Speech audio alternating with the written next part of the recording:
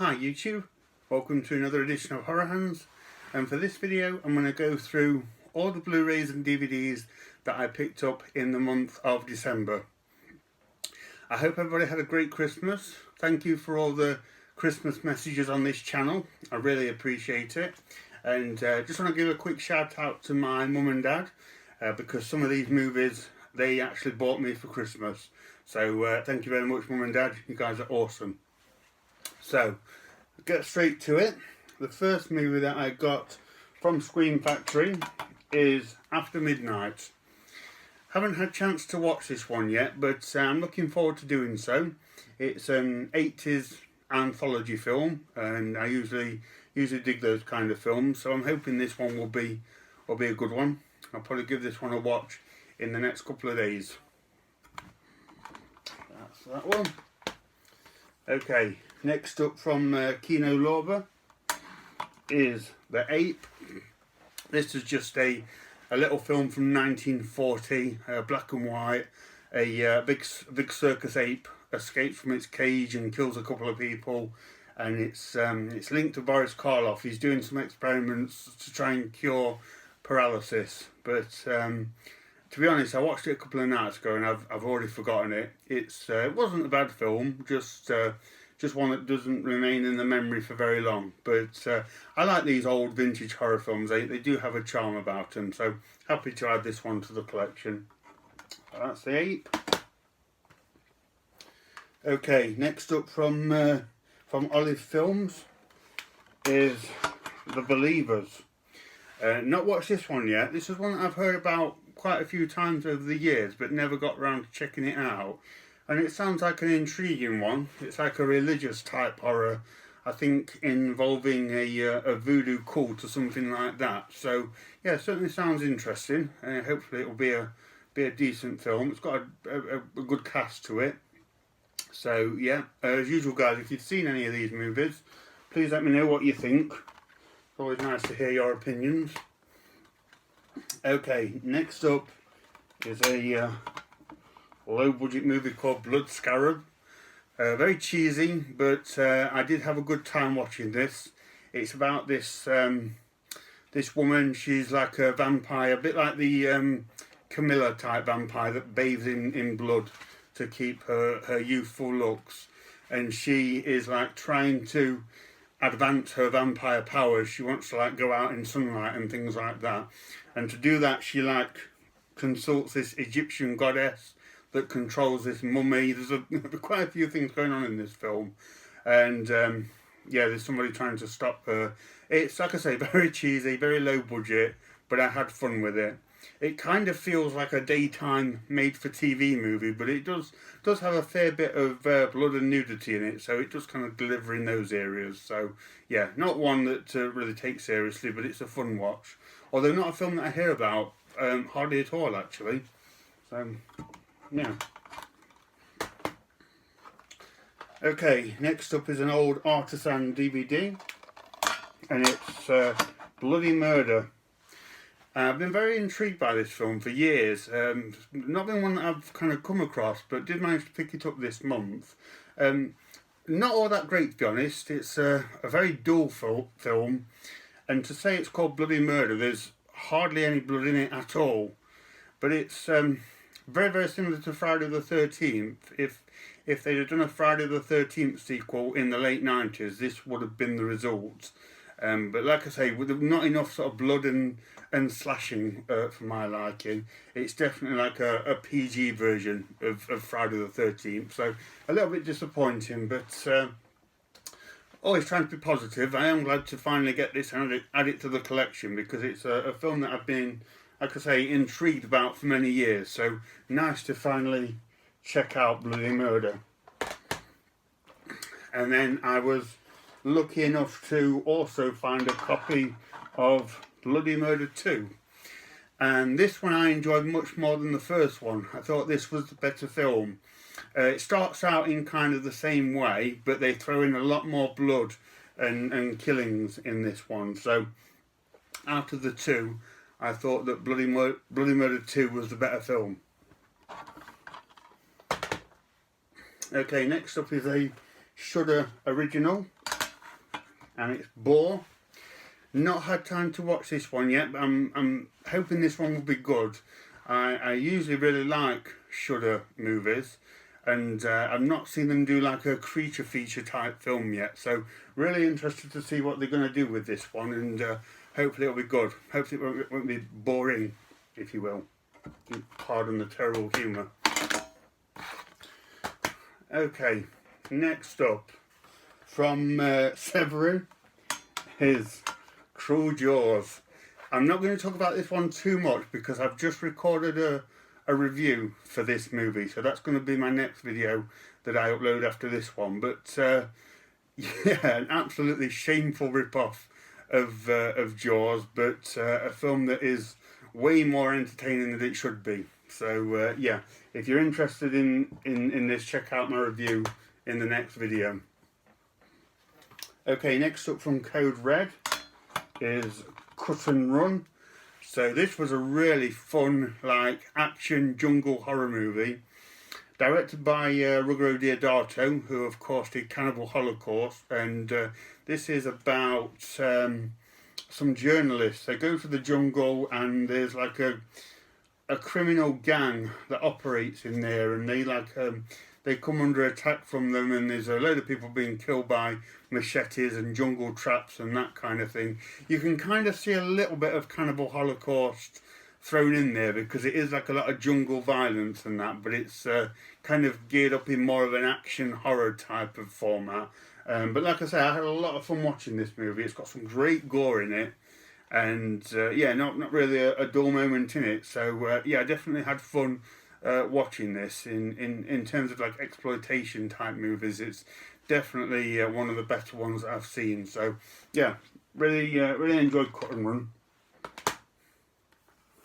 Okay, next up is The Dead Don't Die. I did watch this when it first came out, and to tell you the truth, I didn't like it. I didn't really like the humour of this one. I thought it was a little bit too irreverent for my taste, but I did want to check it out again. This is one that I asked for Christmas, and my mum and dad being awesome, they got it for me, so I am going to give it another watch and reappraise what I think about it. But yeah, not one that I was particularly keen on, but one that I still wanted for the collection, so that's cool. Okay, next up from Substance is Demon Lover. So this is like a zero grade, no budget movie from the early 70s. It doesn't look great. It's a terrible like VHS transfer, so really grainy, very poor picture quality. But I have to say, I did really enjoy this film. It's not good, but it kind of took me back to being a kid and like discovering these really crappy low budget films for the first time on VHS, because it was so poor quality and so low budget. It was like going back to those kind of days. It's about a group of hippies or something that evoke this demon. Not a bad storyline. It's a bit slow, but it does have a cool looking demon in it. And Gunnar Hansen, he's also plays a small part in this film as well. And this would have been around the time that he did the Texas Chainsaw Massacre. So it's kind of cool to see essentially Leatherface without his mask. So very, very low budget film, but it was one that I enjoyed for kind of like nostalgia reasons. I wish it came with the original VHS artwork because it had great artwork in the video days. This is like a terrible clip art style cover, but yeah, it's unfortunate. Yeah, cool movie. Okay, next up from Keno Lover is Doom Watch. So this is a British film from the early 70s. This scientist, he gets sent to this remote coastal island off the coast of the UK to investigate like this contamination just off the shore and to see what it's done. And it's really good. The setup is very intriguing. He gets to the island and like nobody wants him there, nobody wants him around. There's a little bit like a Wicker Man feel to it. And yeah, it's clear that the contamination has had some effect in and around the island, and it's caused some like mutations and things like that. So pretty cool movie. it would have been nicer if it focused on more of like the mutation side of things. The guy does a lot of back and forth from the island, which, you know, I thought wasn't all that necessary. But the mutation side of it was really good, and the makeup was really good. So nice to finally check out Doomwatch. It was a decent film. Okay, next up from Arrow Video is Dream Demon. Thank you to my friend for getting me this for Christmas. This was a really interesting film. It's about this woman. She's set to marry this military guy, and she's just moved into this new house, and she's having these really weird, gory nightmares, like involving her wedding and that kind of thing, and you don't really know why. And her friend have to like investigate things that have happened in the house that are like causing these nightmares. Very interesting film, a pretty decent effort. It has a bit of like coherence issues for me. It's quite a confusing film. It kind of tries to perhaps do a little bit too much, but definitely has some good moments. It certainly has like a bit of a Nightmare on Elm Street vibe in terms of this woman like trying to survive this nightmare world that she's in. And I also got quite a few like Hellraiser vibes as well. Not in terms of plot, it's a very different kind of film, but it looks and feels very similar to the first Hellraiser, which kind of makes sense. They were both British films. They both would have been made around the same time, and I'd probably guess they had like similar budgets and sort of calibre of actors behind it as well. So yeah, kind of similar to Hellraiser. But like I say, very intriguing film. Somewhat struggles in terms of the coherency, and maybe kind of is a victim of its own sort of it tries to maybe do a bit too much, but apart from that, very decent film. Okay, next up is a movie called Family Possessions. This was a pretty cool film. This is a family that relocate, they move house. That's it, they inherit the grandmother's house, and it turns out that like nobody in town wants to talk to them because the grandma was a witch, and weird things start happening around the house, and I think the daughter, she has to like look into it and get it to the bottom of what's happening. Kind of standard stuff, but decent enough movie, and I think it had some kind of gory moments towards the end which sort of caught me by surprise, so that was cool. Okay, next movie from Warner Brothers is The Fearless Vampire Killers. So Roman Polanski's like vampire horror comedy. Not had a chance to check this out yet, but we'll be looking forward to giving this one a watch. It's one that I've known about for years, so yeah, it'd be nice to actually see what that's like. Next up is another Warner Brothers one. The Giant Behemoth. Behemoth. The Giant Behemoth. So 50s monster movie, like a giant dinosaur monster terrorizes, I think it's London in this one, so I'll be giving this one a watch soon anyway to see what that's like. I'm expecting some cool stop motion effects in that one. Okay, next up from Indicator is the Gorgon. So this is a pretty cool Hammer movie. It's kind of slow, but the Gorgon scenes towards the end are fantastic. It's not a film that I had on individual release, so nice to get this this Indicator edition here and add that to the collection. So that's cool. Okay, next up from Arrow is the William Grefé collection. So a few people have shown this off on YouTube now. The good points, it's a really nice set from Arrow.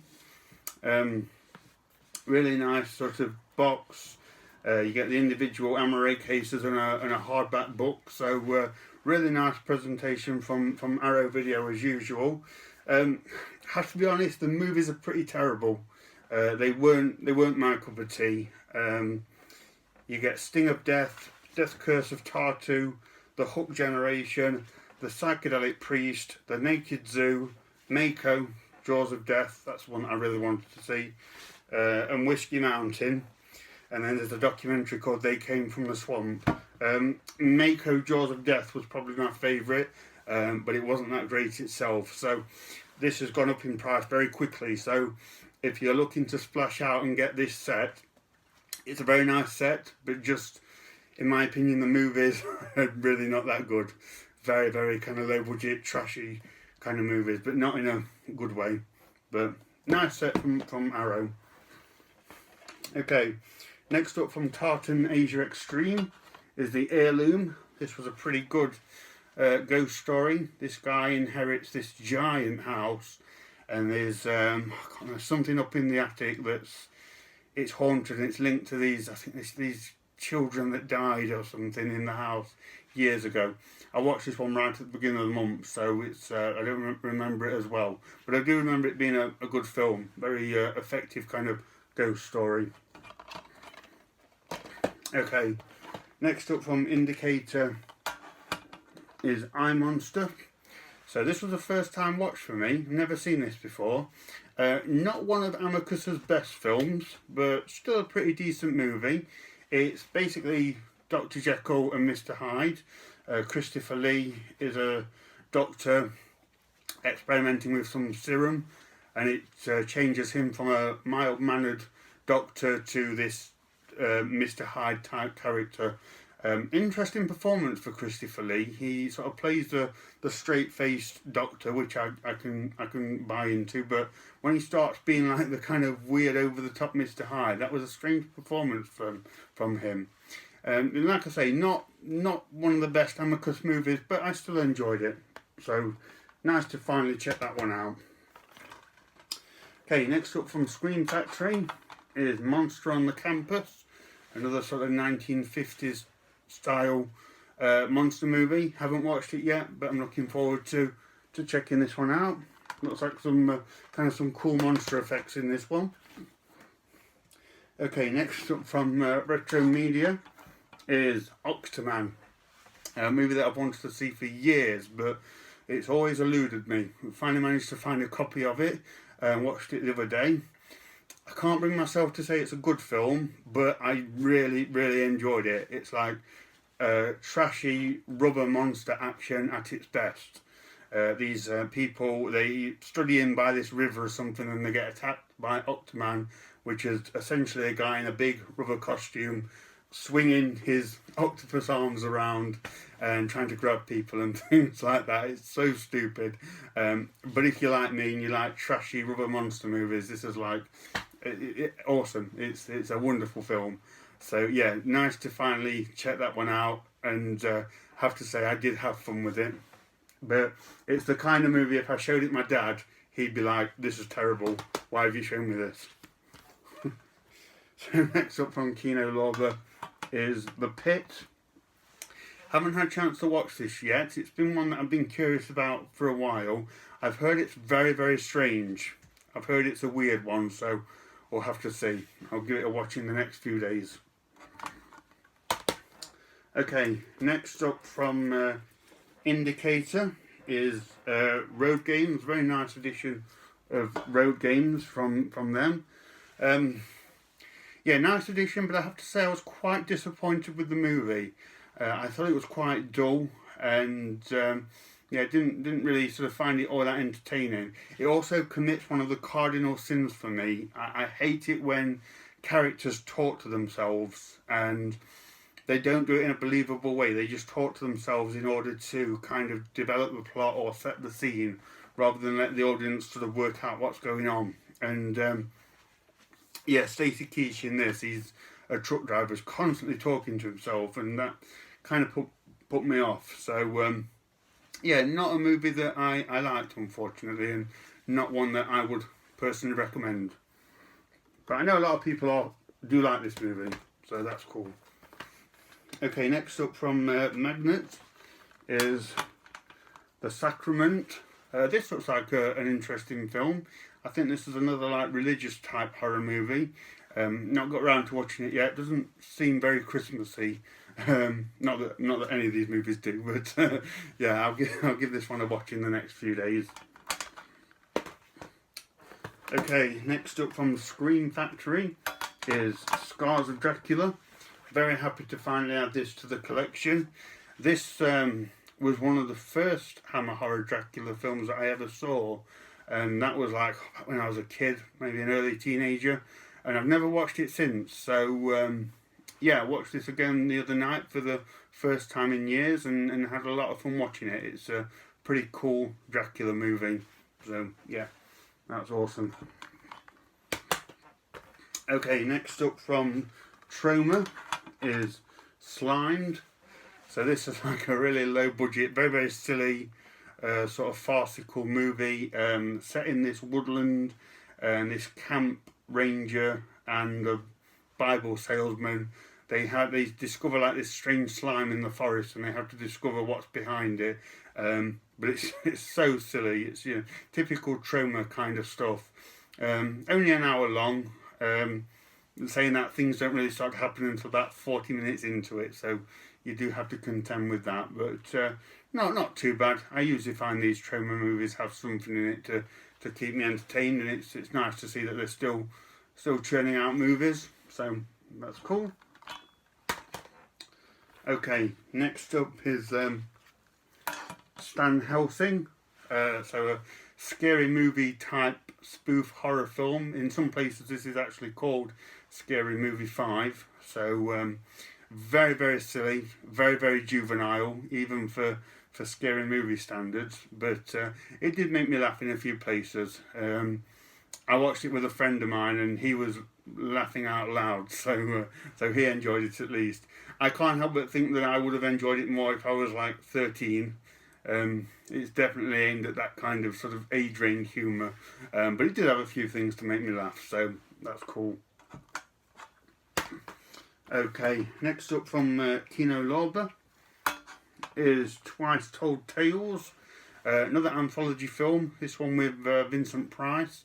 If I remember right, he stars in all 3 segments, although I haven't seen the film. This will be a first time watch for me, so I'll give this one a watch in the next few days, but really looking forward to this one.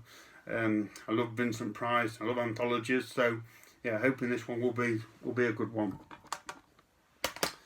And last one for this month from Arrow Video, got their new release of Versus. So this came out in 2000, and I remember I was in school at the time. I remember a few kids raving about this one. It's like a really sort of bloodthirsty, action-packed film about a samurai fighting zombies in this forest. I think it's a very rudimental rundown of it, but haven't seen it. Looking forward to watching it.